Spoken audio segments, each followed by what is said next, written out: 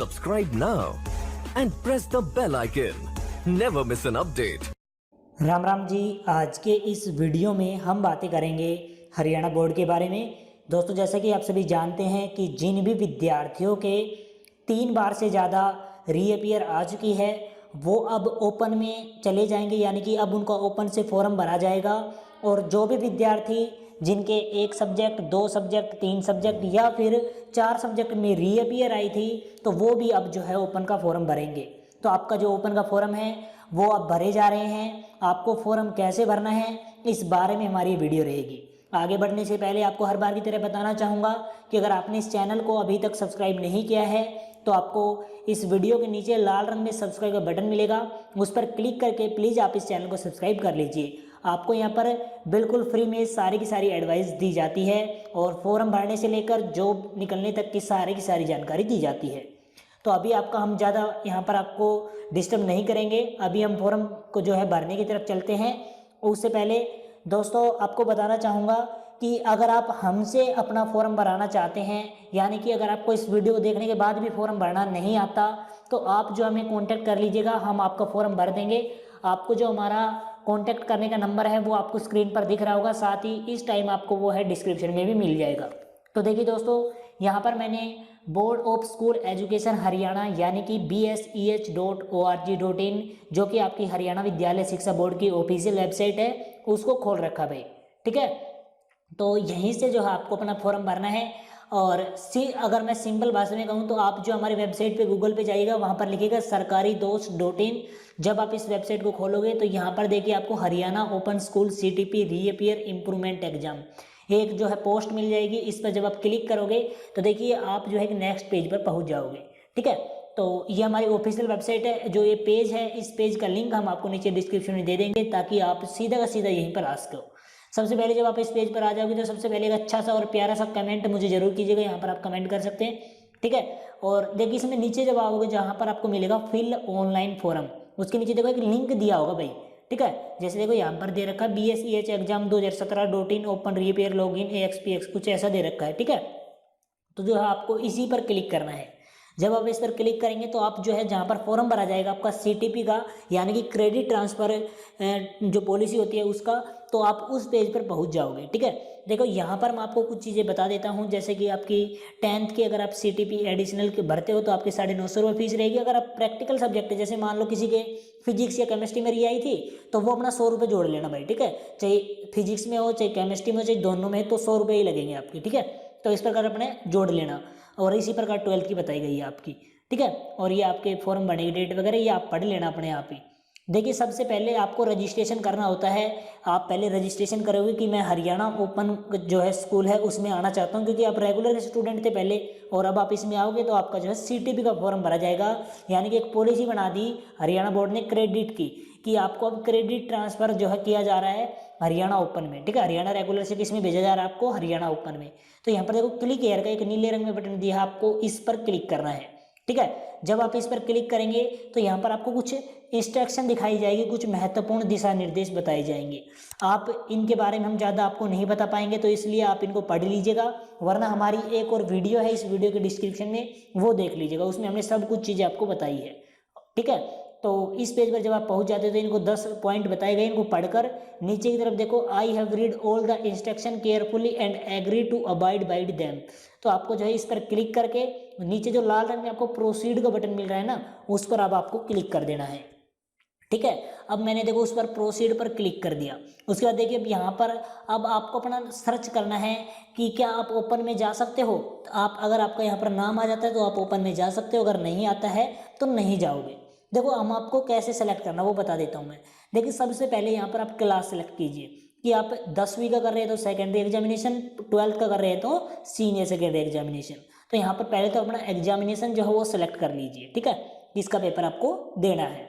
उसके बाद देखिए अगला पॉइंट है अप्लाइंग फॉर, कि आप किसके लिए अप्लाई कर रहे हैं। तो देखिए अब मैं आपको एक एक करके पॉइंट समझा देता हूँ। देखिए पहला है रीअपियर। ठीक है, रीअपियर का कौन भरेगा, जिनके 1 सब्जेक्ट में री आई थी भाई। ठीक है, और किस में आई थी वो, ओपन में आई थी। ठीक है, तो वो किसका भरेगा, रीअपियर का भरेगा वो। ऐसे ही मान लो किसी के हरियाणा रेगुलर से रीअपियर आ गई थी, यानी कि 1 सब्जेक्ट में फेल हो गया था, तो वो CTP का भरेगा यहाँ पर। ठीक है, ठीक है भाई। और ये देखो आपका CTP है अगला पॉइंट। जो पहले मैं रीअपियर के बारे में बता देता हूँ। रीअपियर केवल हरियाणा ओपन से जिनके दी आई थी ना वही भर सकते हैं यहाँ से, ठीक है। जिनके हरियाणा रेगुलर से आई थी उनकी डेट चली गई है और अब वो CTP का भर सकते हैं। और CTP का कौन कौन भर सकते हैं?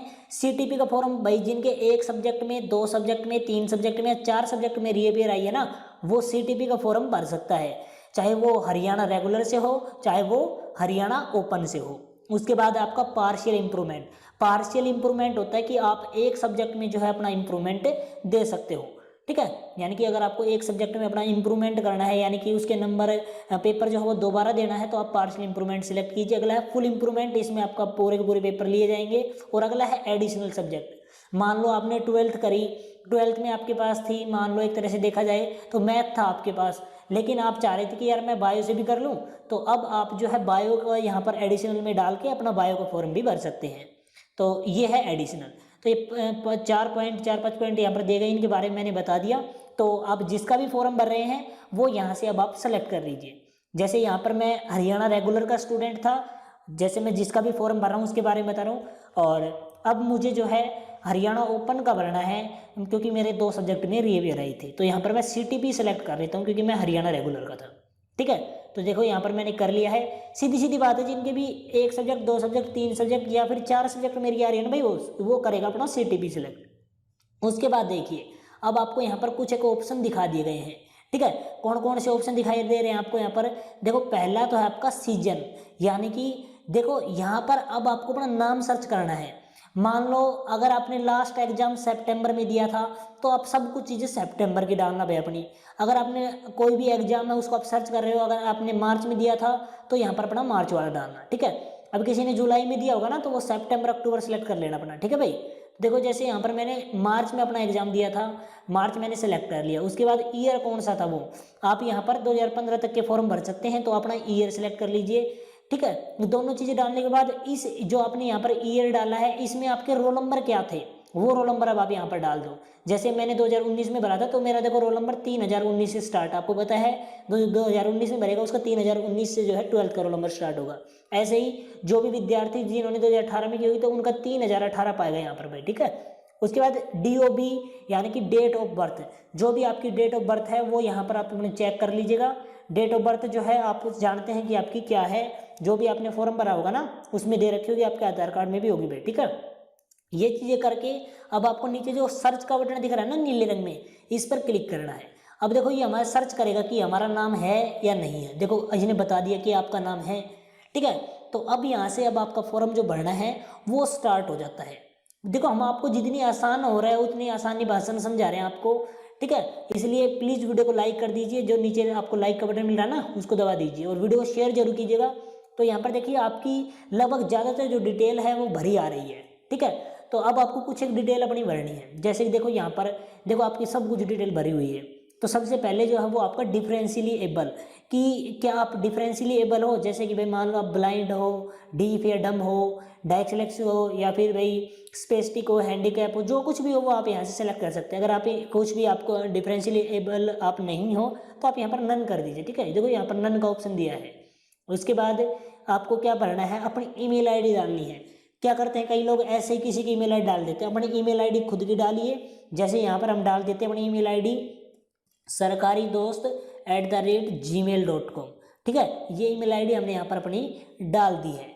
आप भी अपनी ईमेल आईडी यहाँ पर डाल दीजिए। उसके बाद है आपका मोबाइल नंबर, तो मोबाइल नंबर यहाँ पर अपना डाल दीजिए। जैसे यहाँ पर मैं अपना मोबाइल नंबर जो है वो डाल देता हूँ, ठीक है। आपका भी जो मोबाइल नंबर है वो डाल दीजिए। आप अगर आपको फॉर्म भराना है तो आप इस नंबर पे भी कांटेक्ट कर सकते हो जो मैंने यहाँ पर दिया है, ठीक है। उसके बाद देखिए यहाँ पर अब आपको अपना आधार नंबर डालना है कि आपका आधार नंबर क्या है। जैसे यहाँ पर मैं ऐसे ही कुछ भी डाल देता हूँ, आप अपना जो आधार नंबर है वो ठीक डालिएगा, ठीक है। आधार नंबर यहाँ पर मैंने अपना डाल दिया है। उसके बाद है एरिया इन्फॉर्मेशन, कि आप किस एरिया से बिलोंग करते हैं। देखिए 2 एरिया दिए गए हैं आपके, एक तो पहला है रूरल और दूसरा है अर्बन। तो रूरल जो होता है वो होता है गांव हो गया, आपका कस्बा हो गया, ठीक है, ये आते हैं आपके रूरल में। और अर्बन हो गया कि आपका जो है शहर हो गया, मान लो जैसे रेवाड़ी है, सोनीपत है, गुड़गांव है, अब तो सॉरी गुरुग्राम हो गया, ठीक है। तो ये चीज़ें ये आपकी अर्बन में आएगी। तो आप जिससे भी बिलोंग करते हैं वो आप सेलेक्ट कर लीजिए।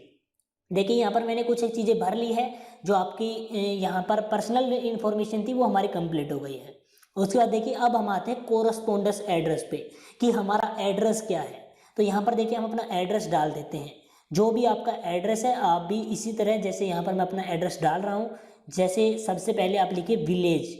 विलेज के बाद आप जो कुछ भी लगाते हैं ना, कॉलम वगैरह जो कुछ भी है, ये जैसे लगा दिया मैंने। उसके बाद यहाँ पर अपने विलेज का नाम लिख दीजिए, ठीक है। जैसे मैंने अपने विलेज का नाम लिख दिया, उसके बाद आप अपनी तहसील लिख दीजिए यहाँ पर, ठीक है। जैसे यहाँ पर मैंने अपनी तहसील भी लिख दी, और उसके बाद जो है आप अपना डिस्ट्रिक्ट भी यहाँ पर लिख दीजिए, ठीक है। जो आपका ज़िला है, ये 3 चीज़ें आप यहाँ पर लिख दीजिए। कौन कौन सी? आपका गांव, आपका तहसील और आपका डिस्ट्रिक्ट। ये 3 चीज़ें मैंने यहाँ पर लिख दी है।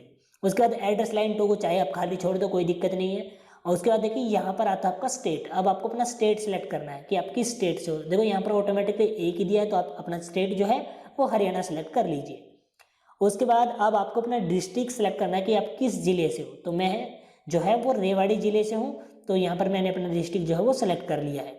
यहाँ पर सारे के सारे डिस्ट्रिक्ट दिए गए हैं, आप जिस भी ज़िले से बिलोंग करते हैं वो आप यहाँ पर सेलेक्ट कर सकते हैं।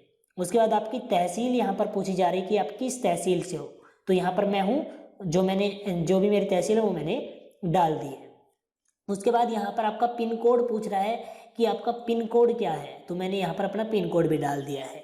देखो यहाँ पर मैंने क्या क्या डाला, अपनी एड्रेस डाला है। एड्रेस में जैसे मेरा भाई विलेज कौन सा है, तहसील कौन सा है, डिस्ट्रिक्ट कौन सा है, और स्टेट, डिस्ट्रिक्ट, तहसील, पिन कोड, ठीक है। ये चीज़ें मैंने अपनी एड्रेस में डाल दी है, और एड्रेस बिल्कुल अपना सही रखना है। उसके बाद देखिए नीचे की तरफ जब आप आते हो तो ये यहाँ पर आपसे पूछे कि आपका परमानेंट एड्रेस क्या है। तो परमानेंट एड्रेस क्या होता है? तो परमानेंट एड्रेस होता है जो भी आपके आधार कार्ड में दिया गया है, वो होता है आपका परमानेंट एड्रेस, यानी कि जहाँ पर आपका ओरिजिनल घर है, ठीक है, वो होता है आपका परमानेंट एड्रेस। और दूसरा, जैसे यहाँ पर मैं ऊपर भरवा भी चुका हूँ आपको, कोरस्पोंडेंस एड्रेस, ये होता है मान लो आप कहीं नौकरी कर रहे हो, अब वहाँ पर डट गए, तो वो हो गया आपका कोरस्पोंडेंस एड्रेस, ठीक है। तो ये एड्रेस हमने डाल दिए हैं। उसके बाद देखो यहाँ पर आपसे पूछा जा रहा है कि select if correspondence address is same as permanent address. यहाँ पर आपसे पूछा जा रहा है कि अगर आपका जो कोरस्पोंडेंस एड्रेस है, यानी कि जहाँ पर आप अभी रह रहे हैं, जो आपने ऊपर डाला है मतलब, तो क्या वो परमानेंट एड्रेस ही आपका? अगर वही आपका परमानेंट एड्रेस है तो आप जो यहाँ पर टिक मार्क दिया गया है इस पर क्लिक कर दीजिए, ठीक है। जैसे यहाँ पर मैं क्लिक कर देता हूँ, इसके बाद होगा क्या, नीचे भी अपने आप ऑटोमेटिकली वही भर जाएगा। देख सकते हैं आप, नीचे भी भर गया। देखो यहाँ पर आप अपनी चीज़ें चेक कर लीजिए, जैसे आपकी पर्सनल इन्फॉर्मेशन जो कुछ भी हमने डालनी है। उसके बाद आपका कोरस्पोंडेंस एड्रेस हमने डाला है, और उसके बाद यहाँ पर हमारा जो परमानेंट एड्रेस था वो यही था, तो इसलिए हमने इस पर क्लिक कर दिया है। ये सभी चीज़ें पर चेक जरूर कीजिएगा, कहीं कोई गलती हो। उसके बाद आप नीचे की तरफ जो सेव एंड नेक्स्ट का ऑप्शन देख पा रहे होंगे, इस पर आप क्लिक कर दीजिए। तो देखिए यहाँ पर मैं क्लिक कर देता हूँ। इसके बाद ये हमें जो है अगले पेज पर ले जाएगा, ठीक है। अगले पेज पर हम पहुँच चुके हैं। अभी यहाँ पर हमसे कुछ एक चीज़ें और भी मांगी जा रही है, ठीक है। जैसे यहाँ पर आपकी क्या क्या चीज़ें मांगी जा रही है वो भी आप देख सकते हैं कि इज प्रोफाइल कंप्लीटेड, हमने अपनी प्रोफाइल जो है वो कंप्लीट कर ली है। अब हमारा अगला स्टेप क्या है? हमारा अगला स्टेप है kindly upload photo and signature, कि अब आप अपना फोटो और साइन जो है वो अपलोड कर दीजिए। तो यहाँ पर मैं अपना फोटो और साइन अपलोड कर देता हूँ। इसके लिए क्या करना होगा, अपलोड फोटो एंड सिग्नेचर पर अब आप क्लिक कर दीजिए, ठीक है। जैसे मैंने यहाँ पर क्लिक किया, इसके बाद देखो चूज फाइल आ रहा है, लेकिन चूज फाइल को करने से पहले मैं आपको बताना चाहूँगा कुछ एक चीज़ें, ठीक है। एक बार मैं आपको फिर से दिखा देता हूँ। देखिए यहाँ पर 3 कंडीशन आपके लिए बताई गई है। पहली जो कंडीशन है वो है photograph must be latest passport size colour picture, कि आपका जो फोटो है ना वो पासपोर्ट साइज कलर पिक्चर होना चाहिए। यानी कि कई क्या करते हैं, यहाँ पर अपनी सेल्फी लगा देते हैं, कोई अपने घर में खड़ा है अपनी फ़ोटो खींच के वो लगा दी, तो ऐसे जो फॉर्म होंगे वो रिजेक्ट हो जाएंगे। तो ऐसा बिल्कुल ना करें। आपकी जो फ़ोटो है, पासपोर्ट साइज फ़ोटो आपने कभी खिंचाई होगी, जो भी आपकी लेटेस्ट है, जो भी आपने अभी खिंचाई है, उसकी फ़ोटो लेकर यहाँ पर अब आप अपलोड कर दीजिएगा।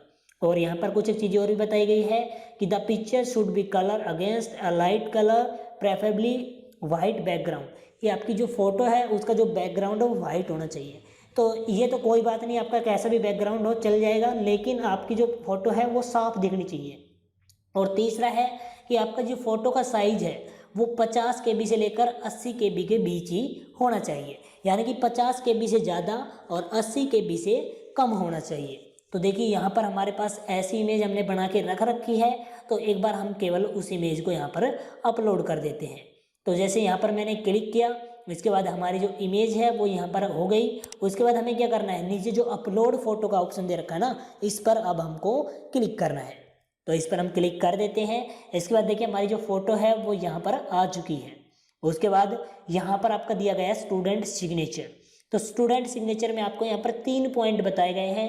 जो पहला है वो है signature should be on white paper. जो आपका सिग्नेचर है वो वाइट पेपर के ऊपर होना चाहिए। कई क्या करते हैं, लाइनदार जो पन्ने होते हैं ना, जो भी आप कॉपी वगैरह में यूज़ करते हो, उन पे अपना साइन करके यहाँ पर अपलोड कर देते हैं। तो ऐसा नहीं करना चाहिए, क्योंकि ये जो साइन है ये आपकी मार्कशीट में भी आएंगे और आपके साइन आगे मैच भी होने चाहिए। तो ऐसा साइन कोई भी अपलोड ना करे। एक ब्लैंक पेपर लीजिए, वाइट ब्लैंक पेपर, और उसके ऊपर अपना जो साइन है वो करके यहाँ पर अपलोड कर दीजिए। दूसरा है use black ball pen only. तो ऐसी कोई बात नहीं, आपके पास जैसा भी पेन है उससे अपने सिग्नेचर कर दीजिए। और उसके बाद है signature image size should be between 20 KB to 30 KB।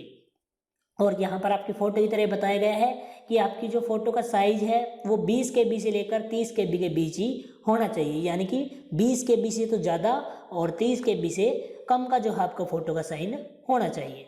तो अभी हमने ऐसा साइन जो है तैयार कर रखा है। तो एक बार हम इस साइन को जो है यहाँ पर अपलोड कर देते हैं। जैसे यहाँ पर हमने अपनी जो है फाइल अपलोड कर दी है, उसके बाद देखो अपलोड सिग्नेचर का ऑप्शन आ रहा है ना, उस पर अब हमको क्लिक कर देना है।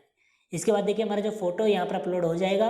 और अब आप जो है यहाँ पर देख भी सकते हैं, आपकी जो फोटो है वो दिख रही है और आपका यहाँ पर साइन भी दिख रहा है। इसके बाद अब हमें आगे बढ़ना है। आगे बढ़ने के लिए जो नीचे की तरफ प्रोसीड का बटन दिया गया है, इस पर अब आप क्लिक कर दीजिए। दोस्तों आपके लिए इतनी मेहनत से हम वीडियो तैयार कर रहे हैं, तो प्लीज़ वीडियो को लाइक करना मत भूलिएगा। नीचे लाइक का बटन है, लाइक कर दीजिए। चैनल को सब्सक्राइब नहीं किया सब्सक्राइब कर लीजिए और इस वीडियो को शेयर कर दीजिए। तो यहाँ पर देखिए दोस्तों, नीचे की तरफ आपको दिखाया गया है कि kindly choose our exam centre, कि अपना एग्जाम सेंटर जो है अब आप चूज कर सकते हैं। तो यहाँ पर देखिए अब आपको क्या करना होगा, यहाँ पर देखो नीचे की तरफ एक और ऑप्शन आ गया है चूज एग्जाम सेंटर का। इस पर अब आपको क्लिक करना है। आपने जिस भी हिसाब से अपना फॉर्म भरा होगा, जो भी आपने एड्रेस डाला होगा, अगर आपने एड्रेस में मान लो रेवाड़ी डाला होगा तो आपका जो डिस्ट्रिक्ट सेंटर चॉइस है वो ऑटोमेटिकली रेवाड़ी हो जाएगा। और अब आपको अपनी तहसील सेंटर चॉइस करनी होगी, ठीक है। अब ऐसे ही मान लो किसी के जो डिस्ट्रिक्ट में तहसील जितनी भी होगी ना, वो सब कुछ यहाँ पर दिखा दी जाएगी वैसे तो, जहाँ पर भी पेपर हो सकते हैं। इसी प्रकार से आपने अगर अपना जो भी डिस्ट्रिक्ट सेलेक्ट किया होगा उस डिस्ट्रिक्ट की तहसील यहाँ पर आपको शो हो जाएगी। तो देखिए जैसे यहाँ पर मैंने क्लिक किया, अब मुझे अपना जो सेंटर है उसकी चॉइस करनी है कि मैं जो है रेवाड़ी डिस्ट्रिक्ट से हूँ और मुझे जो है सेंटर यहाँ पर चाहिए है। तो यहाँ पर मैं अपना सेंटर जो है चॉइस कर लेता हूँ। ये देखो ये कर लिया। इसके बाद नीचे की तरफ देखो नीले रंग में सबमिट का बटन है। तो अब हमें इस सबमिट वाले बटन पर क्लिक करना है, ठीक है। अब जैसे हमने क्लिक किया, इसके बाद हमारा अगला जो ऑप्शन है वो आ गया है। अगला ऑप्शन क्या हमारा, अगला ऑप्शन है कि काइंडली पे फी द अप्लाइड एग्जाम, कि आपने अब जो एग्जाम दिया उसकी फीस जो है वो पे कर दीजिए। लेकिन इससे पहले अब आपको अपना सब्जेक्ट देखना होगा कि आपके कौन कौन से सब्जेक्ट ऑटोमेटिकली चूज किए गए हैं। जैसे मान लो जिनका भी जो फॉर्म था वो मैं भर रहा था, तो उनके जो है इंग्लिश सब्जेक्ट में जो है रीअपीयर आई थी। इंग्लिश सब्जेक्ट का न्यूमेरिक कोड यहाँ पर बताया गया 302। और यहाँ पर देखो ऑटोमेटिकली सेलेक्ट, अगर आपके 2 में री आ रही होगी तो वो भी ऑटोमेटिकली सेलेक्ट होगा, 3 में आ रही तो वो भी ऑटोमेटिकली सेलेक्ट होगा। तो वो आप देख लीजिएगा। और उसके बाद देखो नीचे की तरफ आपको नीले रंग में सेव का बटन मिल रहा है, ठीक है। इस बटन पर अब आपको क्लिक करना है। देखिए यहाँ पर मैंने क्लिक कर दिया है। इसके बाद हम अगले पेज पर पहुँच गए हैं। अब जो है आपको अपनी पेमेंट करनी है, क्योंकि देखो यहाँ पर माई डिटेल्स में हमारी प्रोफाइल भी कंप्लीट हो गई है, फोटो साइन भी कंप्लीट हो गए हैं, एग्जाम सेंटर भी हमने चूज कर लिया है और हमारे जो सब्जेक्ट लिस्ट थी वो भी हमने फिल कर दिया है। बस अब हमको अपनी पेमेंट करनी है। तो पेमेंट कैसे करेंगे, तो देखिए यहाँ पर अब आपको एक और ऑप्शन दिख गया होगा मेक पेमेंट का। तो अब आपको जो है इस पर क्लिक कर देना है। तो देखिए जैसे हमने इस पर क्लिक किया, इसके बाद जो है हमारी कुछ डिटेल्स दिखा दी गई है।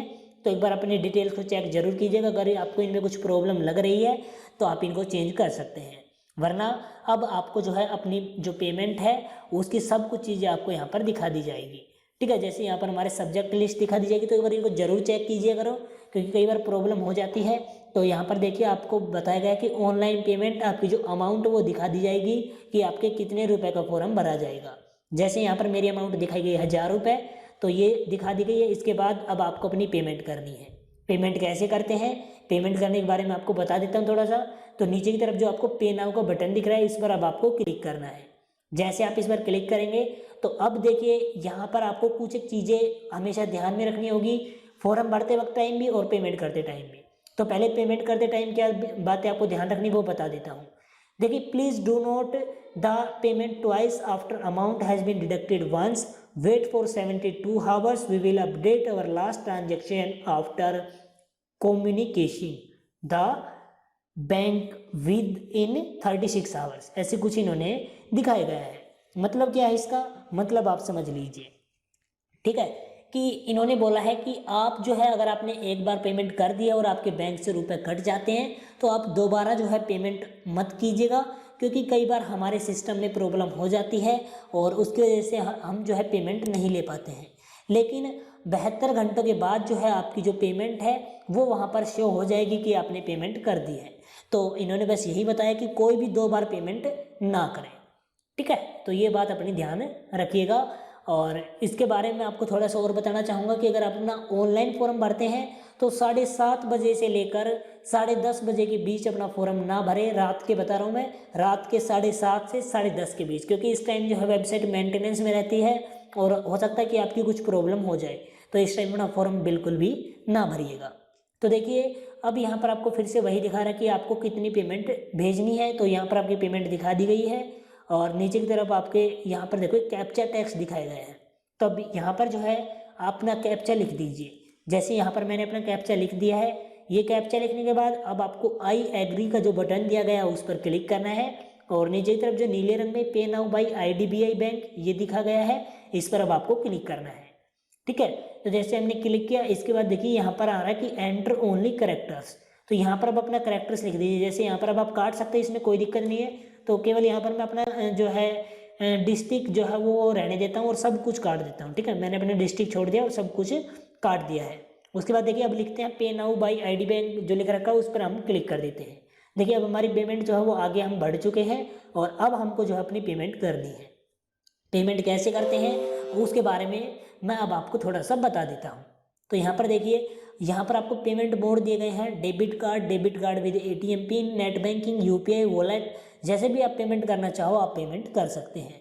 तो देखिए जैसे यहाँ पर आप किसी के पास डेबिट कार्ड, तो डेबिट कार्ड पे जैसे वो क्लिक किया उसके बाद यहाँ पर अपना डेबिट कार्ड नंबर डालिए, यहाँ पर उसकी जो एक्सपायरी डेट है वो डाल दीजिए जो भी आपकी है, उसके बाद CVV डाल दीजिए। उसके बाद आपके कार्ड पर क्या नाम है वो यहाँ पर डाल दीजिए और यहाँ पर आपके बैंक का नेम वो ऑटोमेटिकली उठा लेगा कि आपके बैंक का क्या नाम है।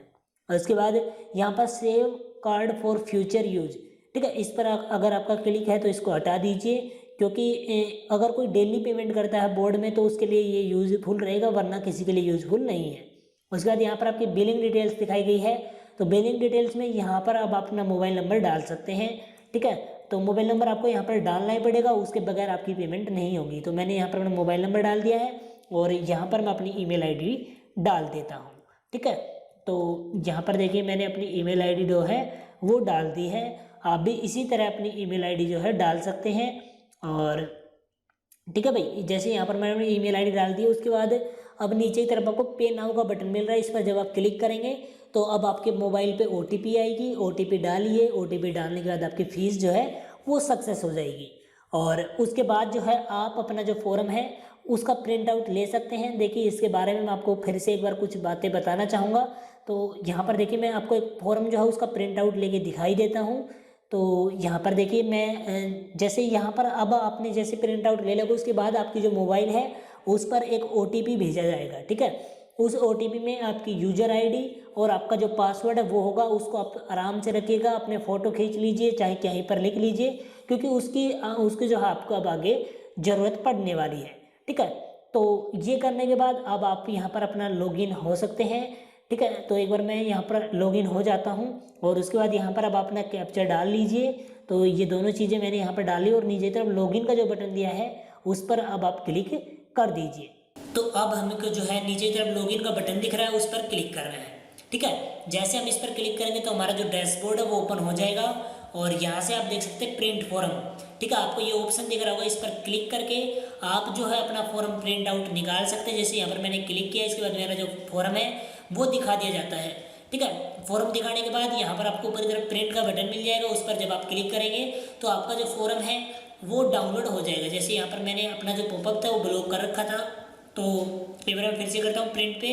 उसके बाद देखिए यहाँ पर मेरे को फॉर्म दिखा दिया गया है और ये बोल रहा है कि आप इसको प्रिंट करना चाहते हैं, तो देखिए यहाँ पर मैं प्रिंट का ऑप्शन दिया गया है, इस पर क्लिक करके अपना जो फॉर्म है उसका प्रिंट आउट ले लेता हूँ। ठीक है, जैसे मैंने इस पर क्लिक किया, मैं अपनी फाइल का नाम दे देता हूँ और सेव जो है सेव का ऑप्शन दिया है ना, इस पर क्लिक करके हमारी जो फाइल है वो सेव हो जाएगी। तो इस प्रकार जो है आप अपना फॉर्म भर सकते हैं। और मेरे ख्याल में तो सभी बच्चों को समझ भी आया होगा कि आपको जो फॉर्म है वो कैसे भरना है। और इसके अगले वीडियो आएगी उसमें हम जानेंगे कि फॉर्म भरने के बाद अब आपको आगे क्या करना है। ठीक है, तो जैसे आप हमारी उस वीडियो का इंतजार कर रहे होंगे शायद, तो प्लीज़ इस वीडियो को जब तक लाइक कीजिए, शेयर कीजिए, कमेंट कीजिए और मुझे बताइए कि आपको ये वीडियो है वो समझ आया है या नहीं आया, और आपके लिए वीडियो हेल्पफुल रहा है या नहीं रहा। ठीक है, ये सब चीज़ें आप मुझे बताइएगा। और काफ़ी बच्चे बेसब्री से इस वीडियो का इंतजार कर रहे थे, तो प्लीज़ वीडियो को लाइक, कमेंट एंड शेयर करें। तो दोस्तों बस आज की इस वीडियो में आपको यही जानकारी देनी थी, लेकिन आपको इन्फॉर्मेशन कैसी लगी है वो मुझे कमेंट सेक्शन में जरूर बताइएगा। तो मैं मिलता हूँ आपको एक नए और इंटरेस्टिंग वीडियो में, तब तक के लिए जय हिंद, वंदे मातरम।